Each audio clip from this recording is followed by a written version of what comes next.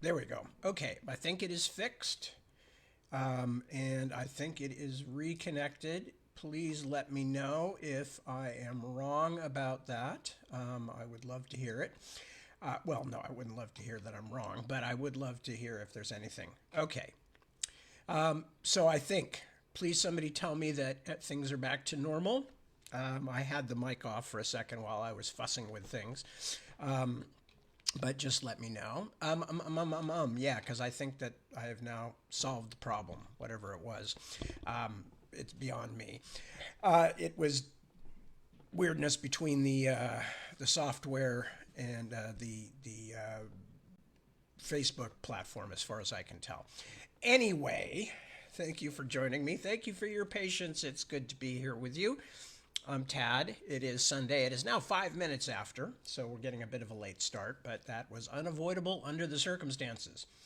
I think insurance wise, that would fall under acts of God, even though I don't think God had anything to do with it, but whatever. I didn't have anything to do with it either. I think I did the exact same thing I've done the last several hundred times. I don't think I could do anything else now if I wanted to because I have been so trained by this particular set of software and the algorithms encased therein. But anyway, so good to see you. I'm Tad. If I didn't say that already, most of you probably know that because it's a select group, and I know you tend to come back week after week, and I'm very grateful for that. Anyway, I'm going to be reading from Happy Hour in Hell. For those who were not or have not yet heard the previous reading, I will summarize for you before I start tonight. It was pretty rough in the sense that, none of these things were ever written with the intention of reading them out loud. And sometimes as I'm reading these things out loud, I'm going, this is horrifying, or this is disgusting, or God, this is really violent, or, whatever, which is funny because I'm pretty much like everybody else in the sense that when I'm watching things or listening to things, I don't usually notice them. But when there are things that I've actually written and then I'm reading them out loud to people, it has a different feeling to it. But anyway, so I'll get back to that in a moment. Updates on other things. Busy weekend, or at least yesterday was very busy. We we hurried south to or north to Palo Alto, across the hills and north to Palo Alto, because my close dear friend from childhood, from junior high school, if that's still childhood, I guess so. It's certainly far enough in the rearview mirror now. But anyway, my good friend's mom turned 100, so we wanted to go check in and at least be able to show up at her birthday party, despite the fact that we were on our way to somewhere quite different and quite farther away, to go see a movie with the kids. So got to the party, got to give our greetings and love to my friend's mom, and weren't able to stay very long because everything was running short and time was tight, and we ran off to the movie theater, met the kids, and saw the Superman movie, which I really enjoyed. I think most people will if you have any taste for superhero movies. I won't go into any great details except that I thought Nicholas Hoult nailed Luthor particularly well. And I thought all the cast was good, all the main cast. And I liked the fact that they even brought back, some.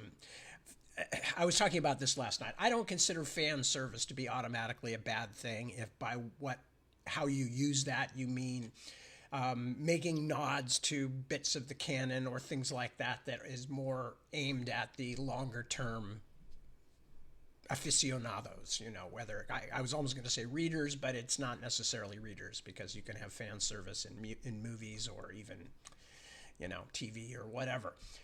As a matter of fact, there's probably more of it in TV than anywhere else. But so there were a few fan service moments in the sense of, the people from the Daily Planet who were, I think, originally brought in the 1970s or 80s.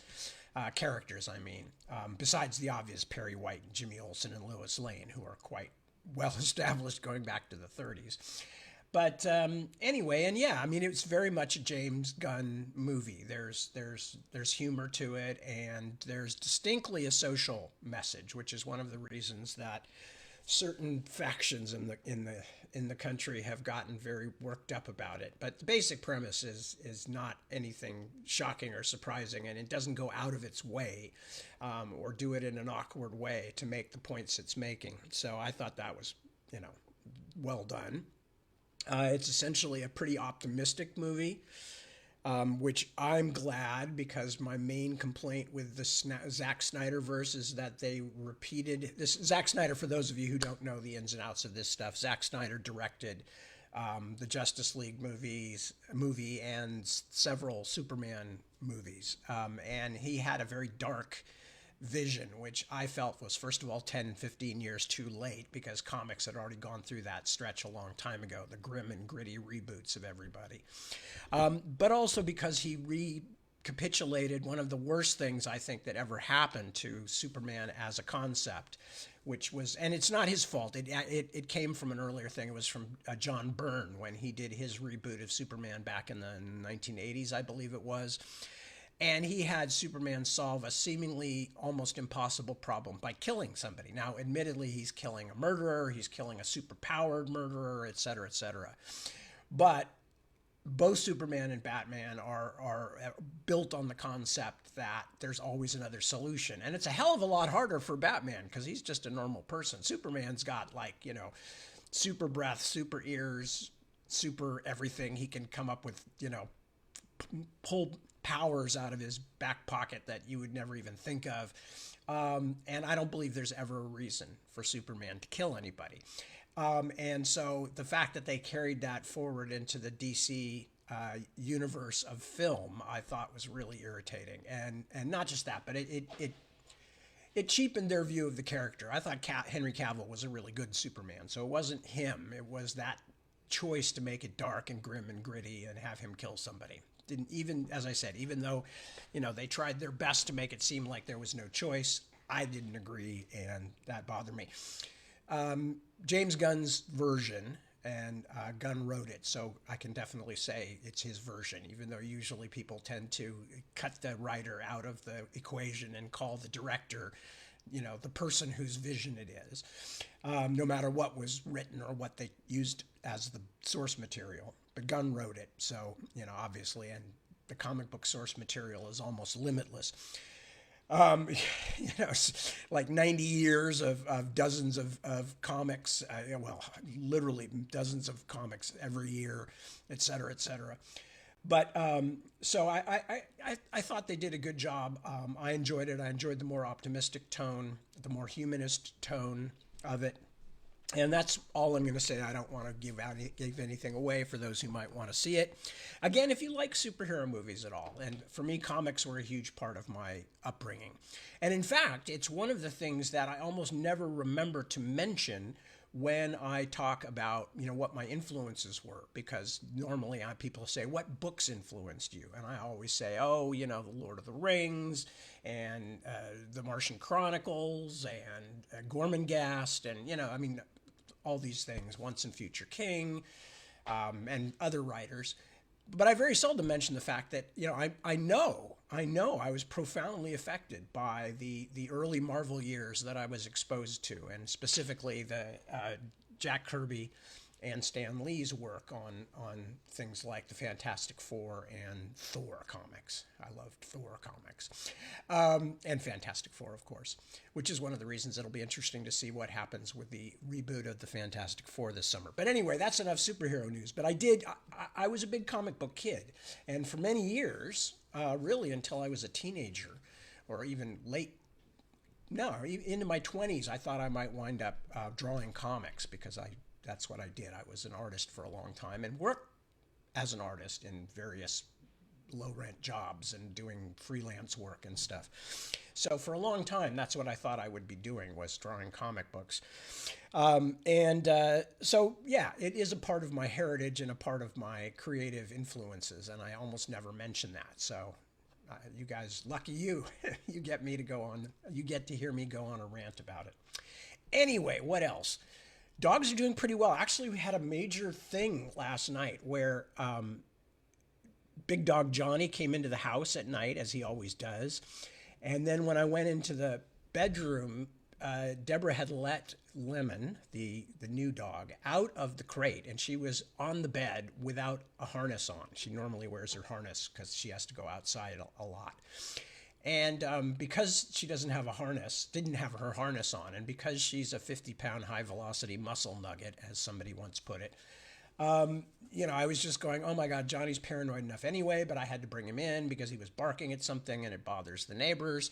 So I've got to keep Johnny in the house. What am I going to do? And after finally spending like literally half an hour calming Johnny and just petting him and saying, important, you're okay things to him, he settled down on his bed on the floor next to my side of the bed, and Lemon just slept in the middle of the bed, and it went okay. Neither one of them had a problem with each other. There was no, Lemon was asleep for almost the whole time, and Johnny pretty much settled in and decided, okay, I'm not in immediate danger from this psychotic torpedo creature, and he relaxed a bit. So I don't know if it's a permanent breakthrough or merely just a good night, but it gives me hope. And remember, I thought this was all going to be over back in January. I thought it would be over within a couple of weeks, and instead we're still doing the dog thing. But they're definitely doing better, and I have hopes. Of course, I always have been an optimist. Anyway, I'm going to move towards starting to read here. I'm also working. I spent the day during my work time today working on the Splintered Sun. I don't really have days off. I just kind of work whenever I can and whenever I'm in the frame of mind. So I oftentimes working like 7 days a week. But don't feel sorry for me. I mean, that's in chunks and pieces. And, I just don't have a regular 9 to 5 schedule. And I certainly don't have a 5 days a week schedule. I work when I'm ready to work. And that becomes an all the time thing when I'm getting close to deadlines and stuff. So still working away on the Splintered Sun, happy with what's happening at the moment with it. Not much to say about it. Again, as I said last night, I think at some later point when I'm a little further along, I may read a segment on the air before, long before publication. But I'm not at the stage where I've polished any part of it up enough to feel comfortable reading it. There's nothing worse than trying to make grammatical changes on the fly or juggle syntax while you're reading a live thing. So I've discovered that in the past when I accidentally wound up with an early draft copy of something that I was reading at a convention or something like that. That is not fun. It's like literally like trying to give a speech and translate it into a foreign language at the same time. It doesn't work very well. Anyway, so we were reading from, of course, Happy Hour in Hell, which I am going to continue with now. They went to the opera. The opera turned out to be a frequent occurrence in hell, which is an opportunity to humiliate Nero, who, of course, was the emperor of Rome, and as we mentioned earlier, was sort of thought he was coming to hell to receive a hero's welcome after he died, found out that was not the case. And apparently now that, because Nero considered himself to be a great musician, and would, during the real Nero, the historical Nero, and would go and compete in singing and poetry contests and things like that. It was one of the things that led to his downfall, was the perception that he had very little interest in actually being emperor and was much more interested in promoting himself. Not that we know anybody like that these days.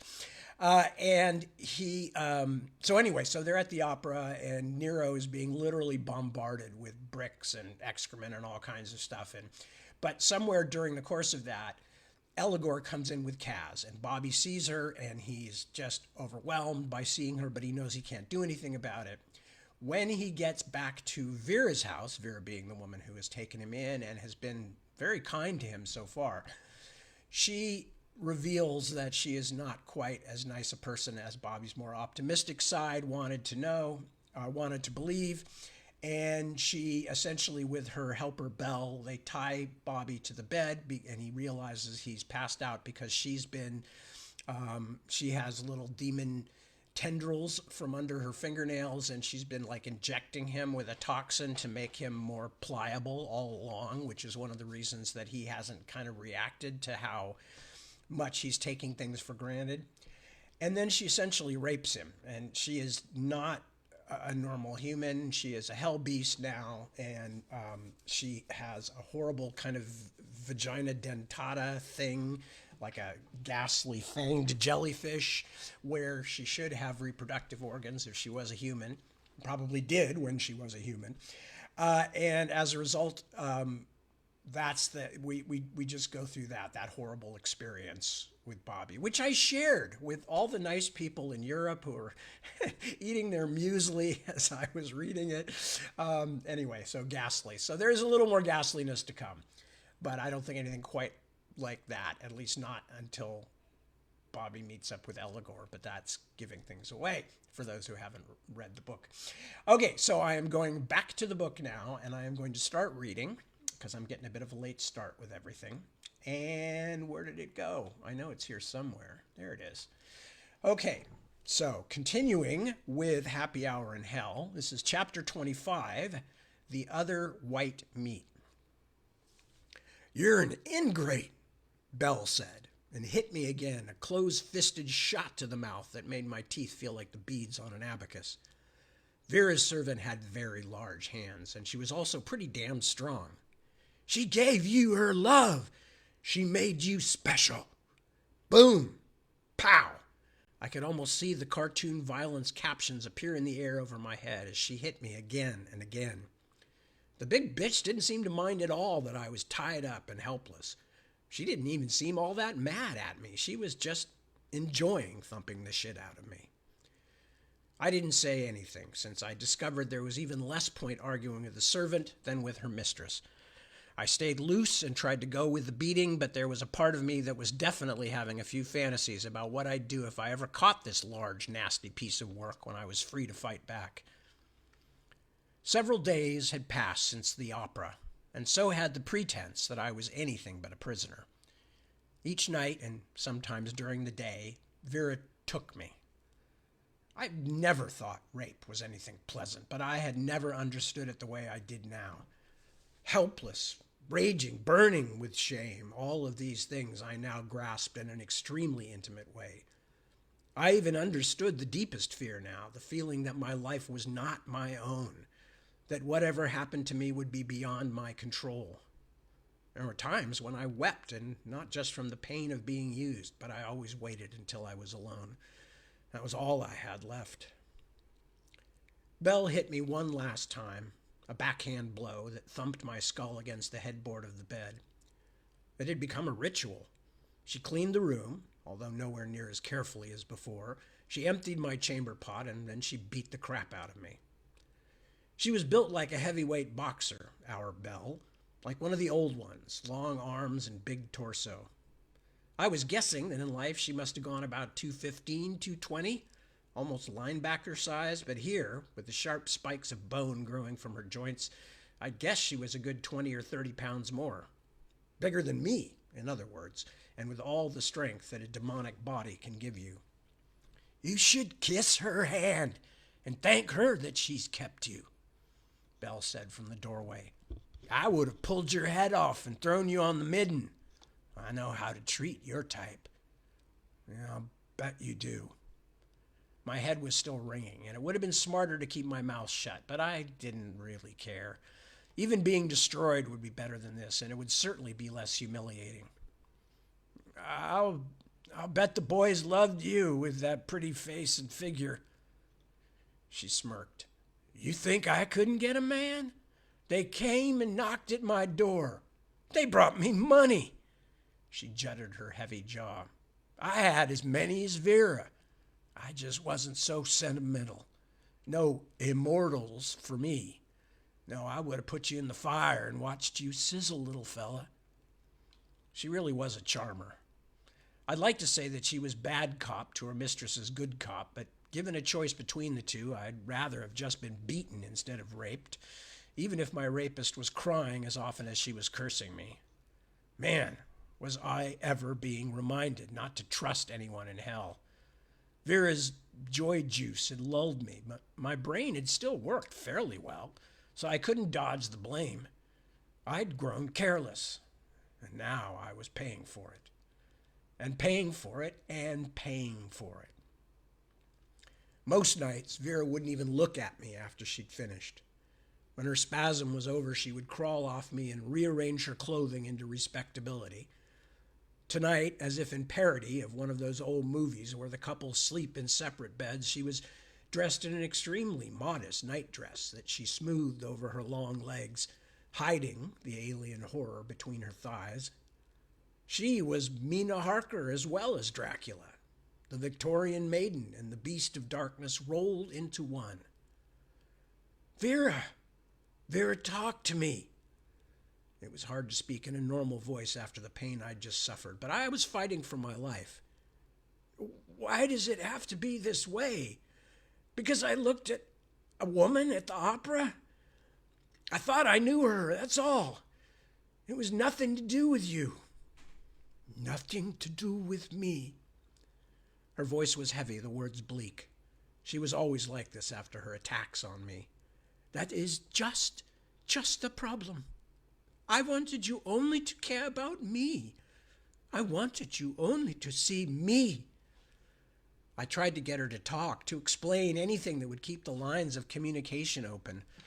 Already she was losing interest in me, I could tell. The worst of her anger, her almost operatic feeling of betrayal, was beginning to cool, but I didn't fool myself that when she was done with me, she'd just let me go.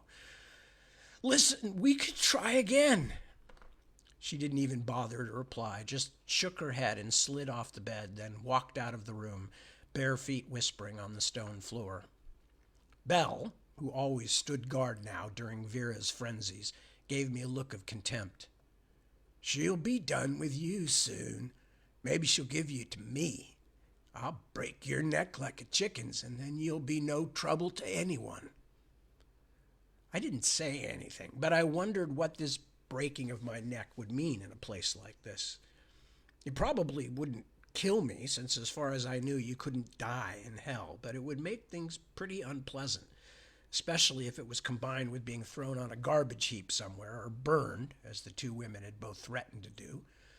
Not to mention when my soul arrived at the depot for re-bodying and hell's authorities realized it was the kind that usually sported a halo. Lame's implanted briefing made it clear that mere destruction of my demon body would not free me from these horrors.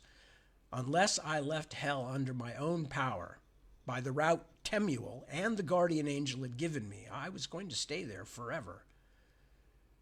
When the door shut behind Big Belle, I went back to work on my strap. What she and her mistress hadn't realized was that not only was my hand growing back, but I now had movement in the regenerating fingers. The thick gray skin of my demon body might have been striped like a gazelle's, but my hands were weaponized, with curved black nails, sharp and heavy as parrot's beaks on the good hand. The claws were much less impressive on the hand that was growing back, but if I twisted it until it hurt so badly it felt like Block was biting it off all over again, I could just touch the strap around that arm with my index fingernail. It was a start.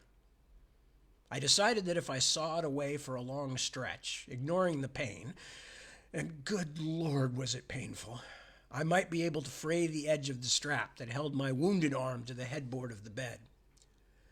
The leather was thick, and after an hour or so my claw was too dull to do any more work, but I found out that if I performed another agonizing stretch in a different direction, I could rub the claw against the metal bedpost and eventually put enough of an edge on it to get back to work.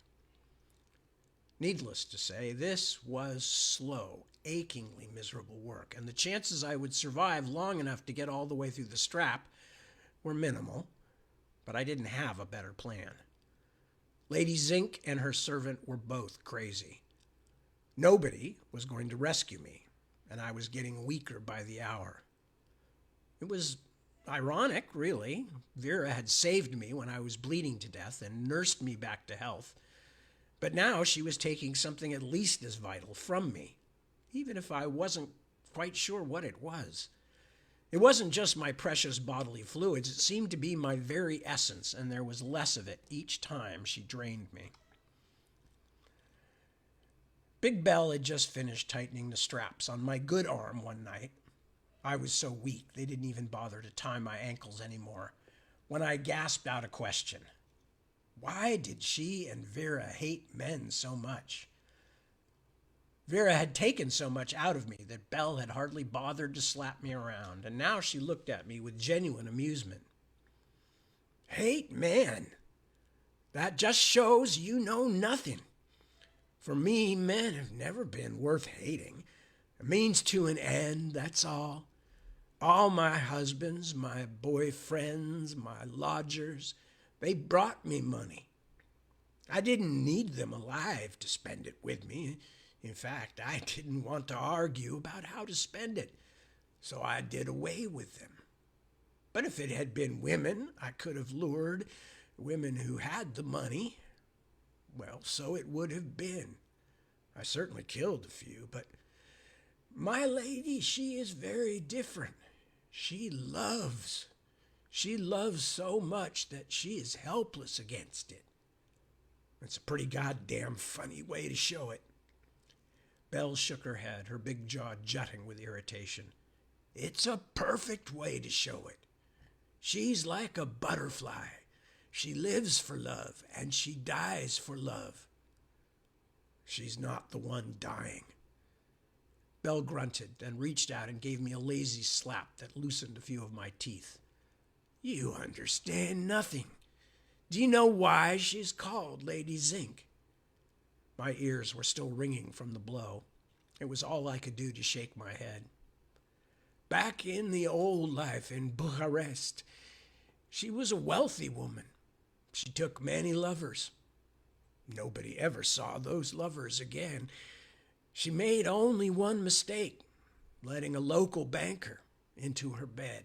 When he vanished, his wife made a stink.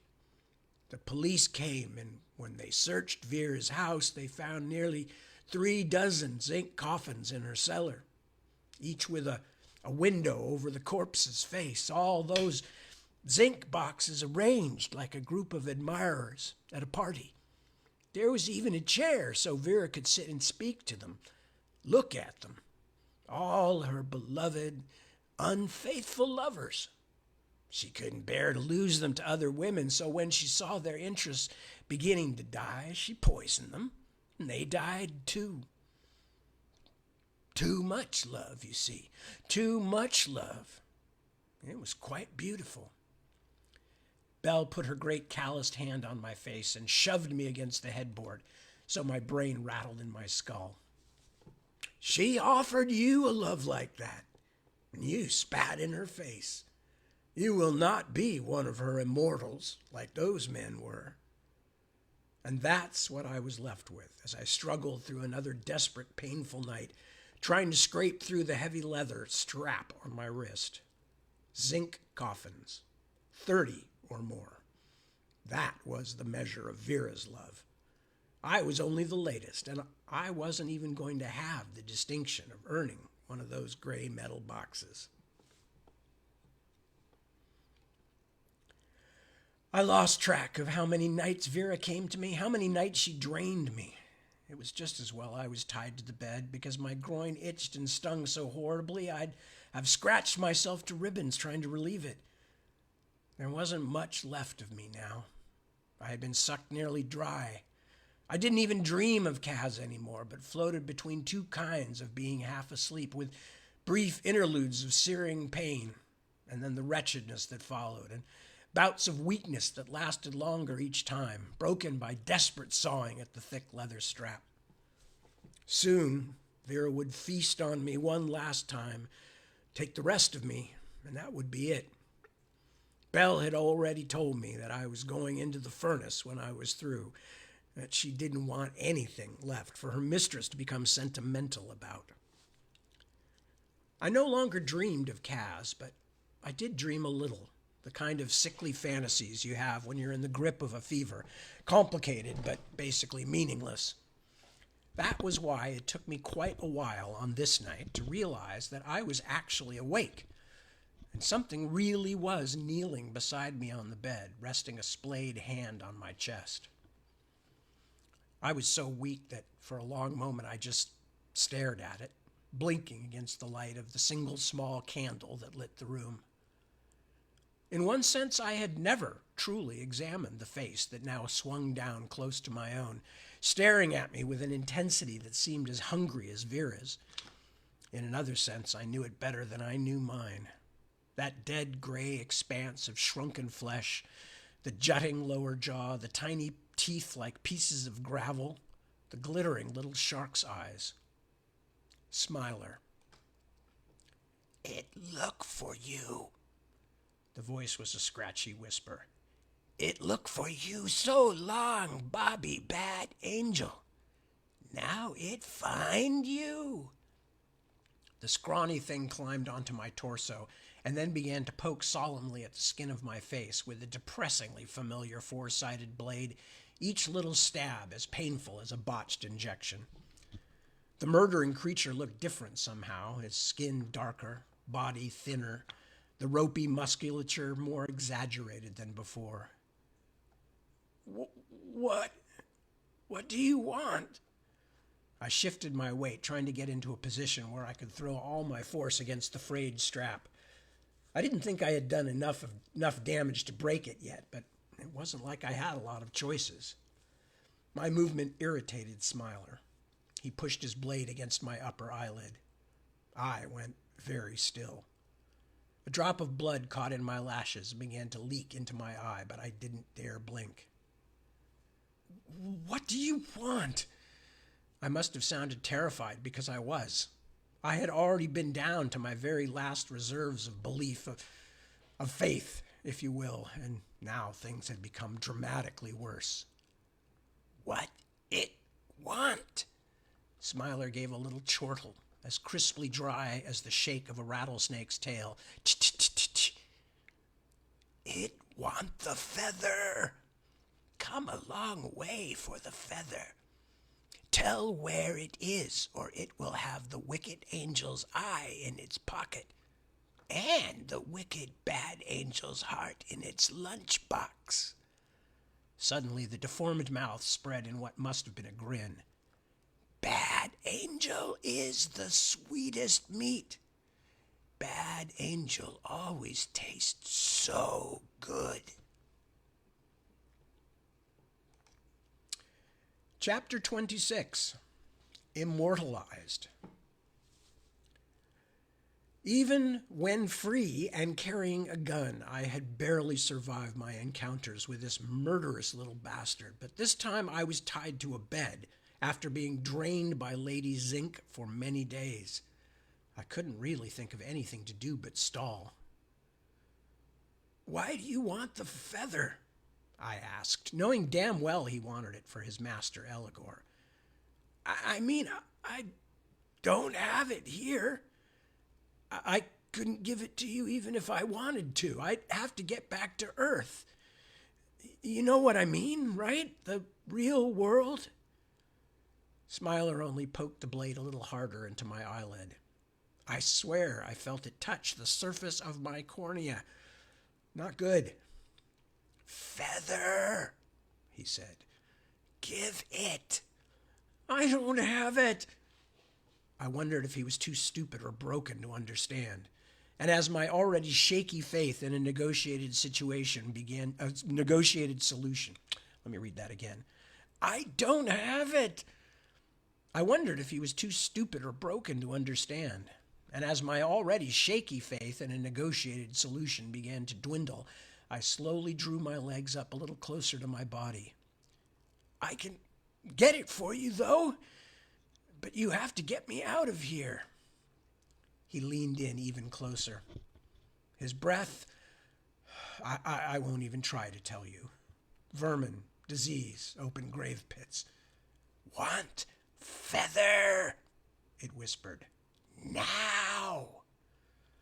I jammed my feet against Smiler's skinny chest and shoved as hard as I could, with particular care to aim him toward the dresser, stacked with glassware and other breakables. He weighed practically nothing, as light as a 9-year-old child, and I was able to get enough strength into my surprise shove to send him flying like a badly made kite. He crashed into the dresser and took at least half the objects off the top, a cascade of breakage like Hummel Armageddon.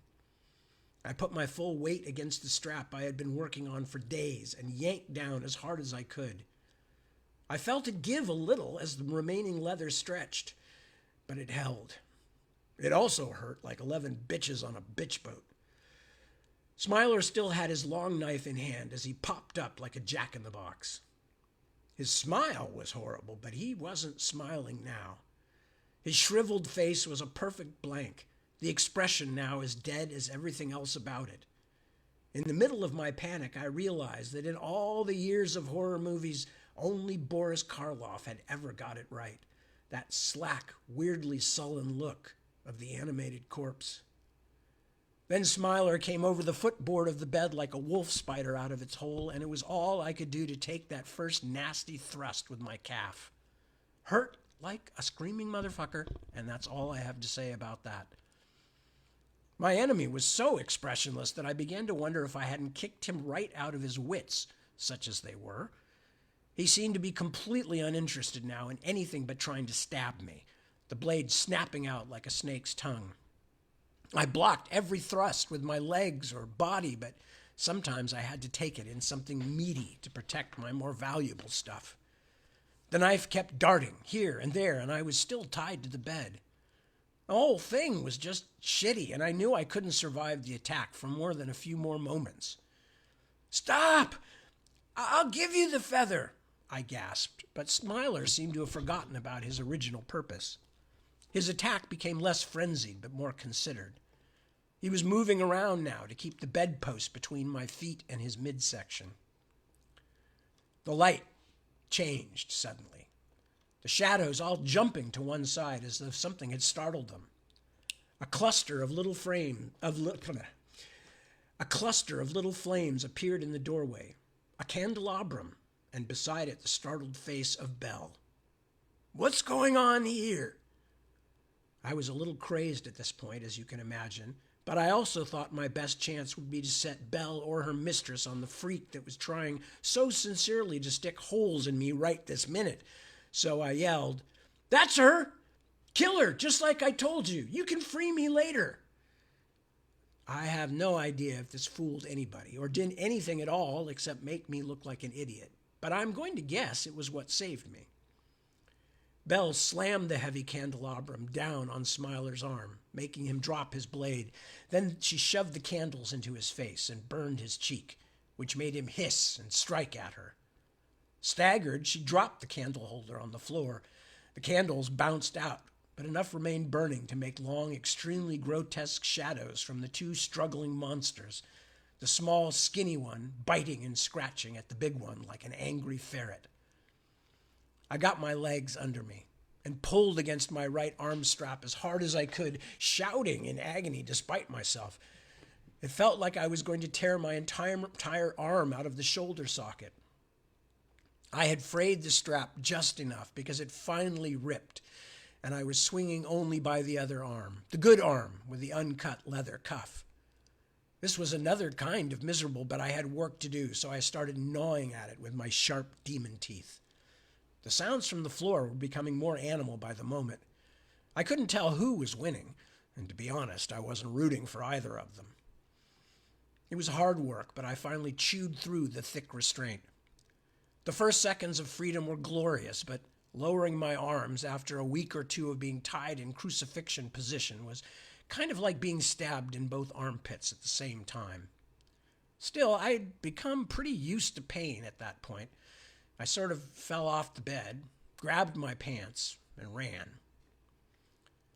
The fact that Vera hadn't shown up to see what all the fuss was about told me that she was either in another part of the house or, if I was lucky, out altogether. Still, even if Vera really was gone, Belle and Smiler also had to maim each other badly because there wasn't a snowball's chance that I could beat either one in my current condition. Belle's long, thick leg lashed at me like a grumpy anaconda, but she was still tangled with Smiler, and I jumped over her and into the hallway. Vera's bedroom was only a few doors down. If Milady was out of hearing range, then the room should be empty, and I needed some things from there. Vera had been careful in her weird, old-fashioned flirtation with me to let me see her boudoir several times, either inviting me in for morning tea — she received me in a high-necked dressing gown — or accidentally leaving the door open long enough for me to notice the undergarments artistically draped here and there. Because of that, I had no problem finding her room, and also had a fairly good idea of where she might keep her jewelry and perhaps some cash. On my way to the suspect dresser, I paused to lift the poker from its spot beside the fireplace. Yes, they have fireplaces in hell. In fact, some parts of Pandemonium are hot enough to use fireplaces as air conditioning. The poker had a good heft to it. I was pleased to finally have something I could protect myself with, but I also kept my eyes open for more conventional weapons. I knew I could have found some sharp stuff in the kitchen, but I didn't want to cross the house. There were exits closer to where I was. I found a few dozen copper handfuls — that's what they're called, handfuls — hidden in a jewelry box with Vera's rings and necklaces. As I stuffed my pockets, I noticed a strange shadow at the back of the room. One of Vera's pictures, a fruit tree whose limbs swarmed with birds, looked as though it was thicker on one side. No, I saw as I stepped closer, the painting itself concealed a door that hadn't quite shut all the way. I froze. Did that mean Vera was here? But why the secret door? Was it an escape tunnel? Had she heard the shouting and decided discretion was better than valor? I opened the door and discovered a passage walled with brick that stretched ahead and down, vanishing around a corner. A lit torch hung in a bracket. Someone was almost certainly down there. But just as I was turning away, I heard the Smiler Belle Donnybrook crash out of my bedroom and into the hall behind me. Thumps and gasps and the wet slish of knife in flesh. No matter which one of them survived, my route to the rest of the house was blocked. I had nowhere to go but down. I held the poker in front of me like a rapier as I crept forward into the tunnel, since it was going to be a lot easier in that low, narrow passage for me to stab than to swing. The brick walkway curved, then curved again, always sloping down, so that within just a few moments I knew I must be lower than the house itself. Soon I could hear voices, or perhaps one voice, thickened and complicated by echoes. I took a few more steps, then saw there was more light ahead of me, so I made my way as quietly as I could down the passage, staying close to the wall and stopping at every bend to peer ahead, until suddenly the corridor widened dramatically. I was in a sub-basement, I guess, but that doesn't do it justice. It was a cave, was what it was. A cave underneath Vera's house, complete with stalactites and stalagmites, all pointing in the proper directions. As I moved out of the light of one torch and through a darker area toward the next torch, I suddenly heard Vera's voice clearly. I couldn't make out all the words. Something about disappointed and you certainly know, but it was obvious she was talking to someone. That worried me. I had no urge to fight with Vera, who was quite a package by herself, and if she had allies, I definitely wanted to avoid a confrontation. I thought about just turning and heading back, but by now either Belle, or more likely Smiler, had finished up with the other and would come looking for me. I did my best silent slink. It was more than a cave, I could now see. It was some kind of warehouse or distillery or both. On all sides of me, barely visible in the dim light, stood dozens upon dozens of thick glass vessels, each about the size of a restaurant soup kettle, stacked in rows on shelves that reached to the low ceiling. It looked like Vera was running some kind of medical supply warehouse down there. "I do not blame you, of course," I heard her say. "I don't blame you at all. Every one of you has earned his place here. Everyone."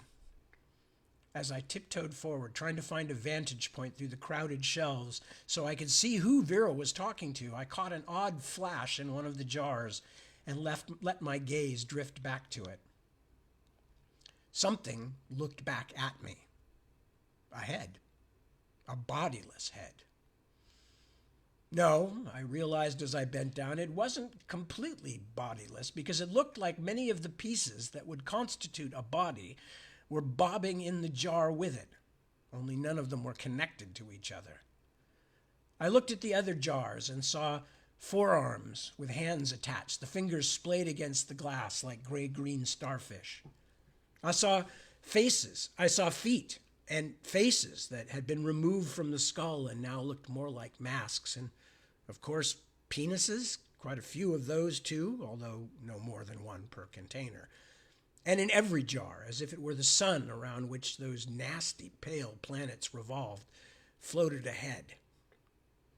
Revolted, I let my eyes slide back down the row, then up to the rows above, and then ahead to those that still lay before me, shelved on either side of the central passage. I knew I must be looking at Vera's immortals, all the lovers she had honored, the men who had treated her as she expected to be treated. Fat lot of good it did them, I thought. Then the nearest bodiless head winked at me and grinned. Generally, I try not to squawk like a frightened child when in surveillance situations, but it was too late to take it back now. Not only had I alerted Vera, but I had probably been loud enough to let Smiler know where I was, too. In fact, I had probably let the people down in the Abaddon levels know where I was. Even the heads around me were beginning to wake up, rolling their eyes to see who had sent little girl scream waves through their formaldehyde. No use pretending or skulking now. I stepped out into the center of the walkway and went forward. Vera stood at the center of the cavern room in the midst of rows of sturdy, ugly shelves, each nearly full of glass jars, each glass jar with its own set of hands and hearts and balls and staring eyes. I underestimated Vera. I had expected her to be surprised to see me, or at least to weep and shriek at me before she attacked. Instead, she came after me immediately and without a word, arms spread wide. She swung her hands toward me as if trying to claw my eyes. I wondered why, because she was too far away for that to make any sense. Then, about 3,000th of a second later, those horrible little fingernail filaments of hers snapped past me like taser wires, just missing my face. Her toxin tubes obviously weren't just for close-up work.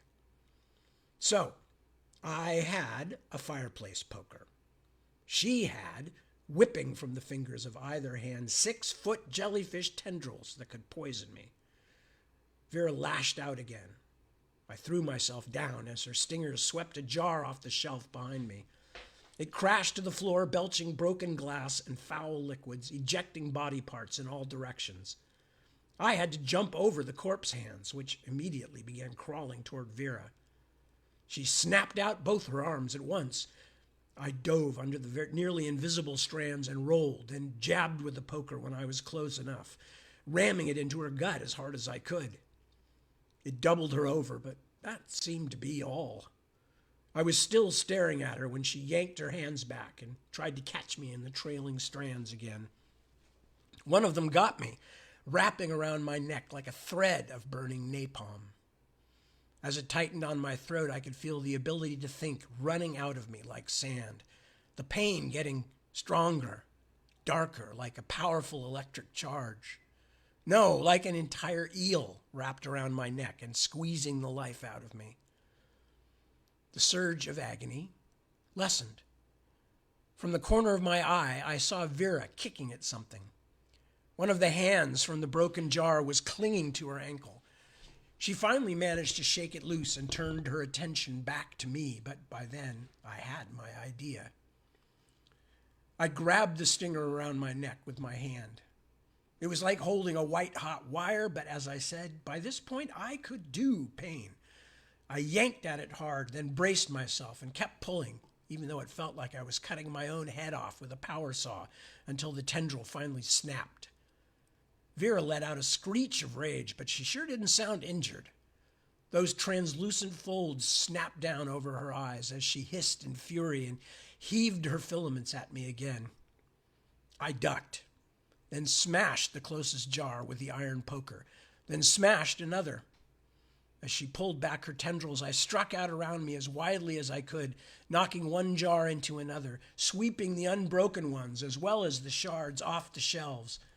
Glass was everywhere, and the stinking clouds of the preserving liquid all but blinded me. But there were body parts all over too, and like a school of slow fish, they were making their way through the glass and spilled liquids toward Vera. Now I pushed over whole rows of jars, trying to fill the floor with broken glass and free as many of Vera's immortals as possible. As they piled around her, different parts from dozens of different bodies built bridges with each other, clinging, climbing. Hands worked together to lift a head up to other hands. Many-headed, many-limbed piles of dripping meat built themselves up from the sloshing floor like volcanoes being born. The composite creatures quickly surrounded Vera, and despite the love she had lavished on them and the kindnesses she had shown them, none of her immortals seemed willing to miss out on this reunion. She had forgotten all about me and was trying to fight her way free, but the coral reef of fingers and feet and kidneys and faces had already risen to her waist. Hands climbed her body like crabs. Many already clung to her dark, loosened hair. She shrieked and tried to knock them away, but more flung themselves onto her and then made chains so that other hands could cross, until Vera swayed at the center of a crowd of these teetering, squirming piles. White-faced and astounded, still screaming, but almost without sound now, because she had shrieked herself hoarse. Hands scuttled closer and pulled themselves to her so that the heads could kiss her. As the body meat piles grew higher, the heads ran their tongues over her, tongues that sometimes came loose and dropped to the floor like overfilled leeches. Much as I hated the bitch, I didn't stay to watch. The moment I could see a clear space, I stumbled past the bizarre reunion, ran, heart ratcheting, until I found the stairs at the far side of the cellar, then climbed for what seemed like days upon lightless days. Vera's hoarse shrieks followed me for a long part of that journey, until I finally found myself in a regular part of the tunnels near the terminus. From there, I was able to make my way upward, to stand free at last beneath hell's vaulted, claustrophobic night sky. I could never have guessed how glad I would be to see that terrible blank firmament again. And that's where we're going to stop for tonight. But I realized as I was reading, next one is called Chapter 27, Chancery. But I realized as I was reading that I never said hello to people leaving comments, so or people checking in. And so let me see who all have showed up. And I see, so this is a belated hello, and nice to have you for Andre and Chris Van Dahl and Isaac. Hello, Isaac. And my good buddy Ron Hyde. Hello, Ron. Lovely to see you as always. Medardo. El Señor Medardo. Emily Bell. Hello, Emily. Alexis Turgeon. Good to see you. Susan Shamlin. A pleasure as always to have you. Kristen Rule. Hello, Kristen. Claudia War. James C. Ingram. Paul P.J. Hayden. Christy Sanders. Mark Marino. Mark Craigbaum. And let me see who's on the other page if I missed anybody. Mark Marino. Yeah, no, I got Mark Marino. Turgeon says she has rabies. Okay, fair enough. All right. I think that's everybody, and I think I've said hello to all the people who left comments. James says, will there be any more Tales from Ostenard? Well, actually, James, the book I'm working on right now, The Splintered Sun, is an Ostenard book. It is set about 200 years or so, roughly, 150 years or so. I'll have to check the exact time. Before the Dragonbone Chair, it takes place mostly in Hernistir, and it features, among other things, Teftain, who was one of the kings of the Hayholt that Simon saw the famous statues of at the beginning of the Dragonbone Chair. But it has many other characters as well, including Flann, the outlaw, and Flann's Crows, the outlaw band. And in fact, That's what I'm hoping to write more books about after I finish this one, is Flan's outlaw crew, roving the forests of Hernisteer in the time before Erkenland and its kings came to be a separate private country, or a separate country. Anyway, so yes, the book I'm working on, The Splintered Sun, is an Ostenard book. Okay, so that said, and all the hellos handled out, which was important to me, just wanted to tell the rest of you, thank you so much for joining me. It was a great pleasure, as always, to read for you. I hope that was suitably creepy, not quite as horrifying as last night's, but I hope still suitably creepy, that you won't suddenly and quickly forget it. And yeah, so take good care of yourselves. That's the first and most important thing. Take good care of yourselves till I see you again. I may not be reading next week, depending on when my high school class reunion is. So I'll let you know during the week. But till then, or till we next meet up again, take very good care of yourselves, your family and friends, and all your loved ones. Keep an eye out for other people as well. Lots of us can give some help to others. These are tough times in a lot of ways, and we are a group of primates who do very well when we help to take care of each other. And after all, that's probably what these big brains are for, is for social coordination, language, things like that. So don't hesitate to use those powers for good. As Spider-Man was once told, with great power comes great responsibility. And with big brains also comes great responsibility. So take care of yourselves. I love you all. I will talk to you soon, one way or the other. I will either be back next week or the week after that, when we will continue the adventures of Bobby Dollar in hell. And until then, ciao, ragazzi. And I'll see you soon.